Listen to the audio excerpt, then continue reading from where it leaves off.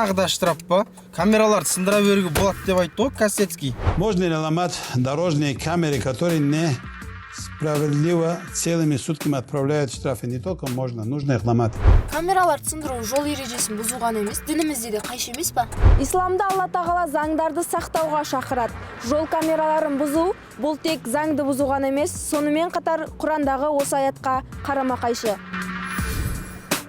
Кез келген дін адамға сабырмен қарап, қиындықтар мен түрлі жағдайларға заңды бұзбай қарауға кеңес береді. Камераларды сындыру бұл сабырсыздықпен шешім қабылдаудың ең жылдам жолы.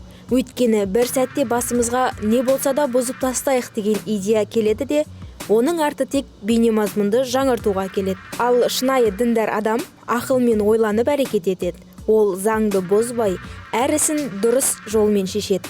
Тіпті камераны сындырудың өзі бір сәттік эмоцияның нәтижесі екенін түсінеді.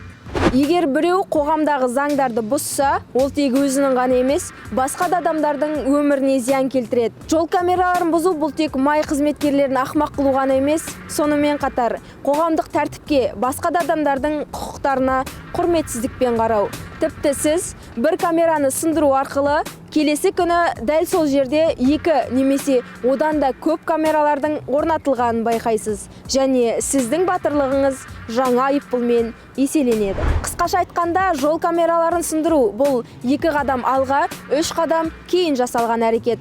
Қоғамдық тәртіпті бұзу арқылы біз тек өзіміздің ғана емес, жалпы қоғамды да қиын жағдайға қалдырамыз. Қорытындылай келе, Абдуллах Касецкийдің айтқан пікірлерін тыңдамау керек. Өйткені оның ұсыныстары заңды бұзу мен тәртіпсіздікке шақырады. Егер ол жол камераларын бұзуды ұсынса, бұл біздің қоғамда да, дінде де жақсы кеңес болып табылмайды. Ол айтқандай, жол камераларын бұзуға болады деген ойдың артында заң мен моральға қарсы әрекет жатыр. Егер оны тыңдайтын болсақ, көп ұзамай біздің көліктерімізде тек руль мен бұзылған камералардың қалдықтарын ғана көретініміз анық.